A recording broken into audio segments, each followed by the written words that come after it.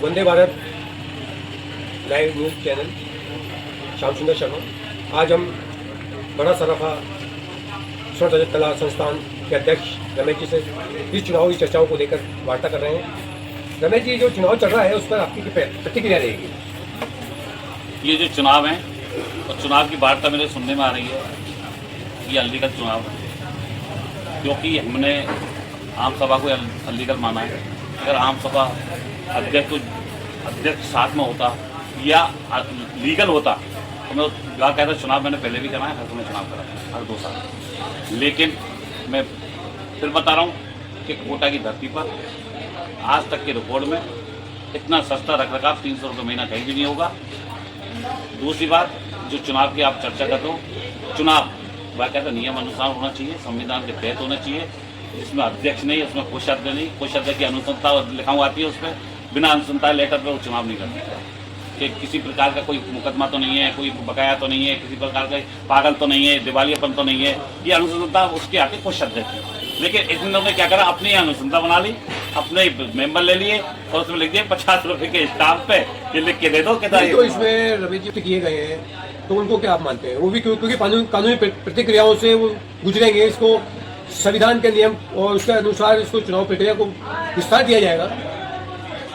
आपको अच्छी तरह जानकारी है। तो 420 का अगर मेरे ऊपर मुकदमा भी होगा तो मैं जाऊंगा वकील के पास, वकील साहब में 420 का मुकदमा तो वकील बेटा मैं बचा दूंगा, टेंशन मत कर, आप तो मुझे फीस दे दो। तो ये तो फीस देने की तो ये बात तो बचाने की तो कहेगा ही, मैं चुनाव करा दूंगा। लेकिन चुनाव लीगल तरीका से हो ना, उसमें हो जाता है संस्था में। ये अनलीगल तरीका से बिना अध्यक्ष के, बिना कुछ अध्यक्ष के जो चुनाव हो रहे हैं ना, ये किस तरीके लीगल मानोगे आप बताओ मेरे को? नहीं तो पूर्व में कई बार आपके द्वारा भी एडवोकेट के द्वारा चुनाव कराए गए हैं, तो लेकिन अध्यक्ष कुछ अध्यक्ष रहा उसमें शामिल नहीं रहा हो तो बताओ। तो उसमें वो भी उनका रुझान था कि साहब हम उससे सहमत नहीं है, जो आज जैसे आप सहमत नहीं है उस चीज से लेके वो भी नहीं है।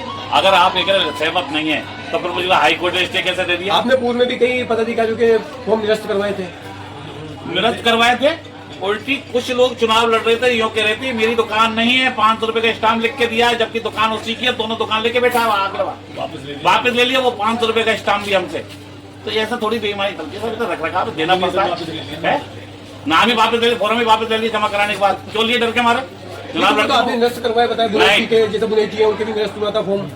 बुलेट जी का निरस्त हुआ, मैंने करा। चुनाव अधिकारी ने रख रखा, तो चुनाव अधिकारी तो आपका ही था ना? मेरा चुनाव अधिकारी क्यों होगा साहब? चुनाव अधिकारी तो संस्था का था, मेरा थोड़ी चुनाव अधिकारी। नहीं तो विपक्ष पार्टी को यही आरोप लगा दिया आपके ऊपर कि आपकी चर्चाई उस समय चली। जब विपक्ष पार्टी मुझ पर आरोप लगा रही, विपक्ष पार्टी तो ये भी आरोप लगाया कि करोड़ों रुपए खा गया रमेश सोनी, करोड़ों रुपए की तो आमदनी नहीं है महीने के 300 रुपए से है। आप ये तो सोचो थोड़ा 300 रुपए महीने में कौन करोड़पति बन जाएगा 2000 में, कौन खा जाएगा? हाँ, पहले खाया होगा जिन्होंने बिल्डिंग बनाई, उसकी कह सकता हूँ, जिसमें सीमेंट भी नहीं है। अभी हमने तोड़फोड़ कराई, उसमें देखा सीमेंट तक नहीं है। तो लोग बात कह रहे थे छत तो गिर रही है, उनने खाया माल, हमने थोड़ी खाया। तो ये बिल्डिंग तो काफी पुरानी है, आज की बनी हुई तो नहीं है। 25 साल में पूरी निरस्त नहीं होती भाई साहब बिल्डिंग। 25 साल होने, ज्यादा साल नहीं हुए इनको, आपको जानकारी हो तो। 25 साल मेरे मकान को हो गए, 2005 में बनाया, 20 साल 25 साल देख लो, कुछ बिगड़ा है उसका। बहुत बहुत धन्यवाद।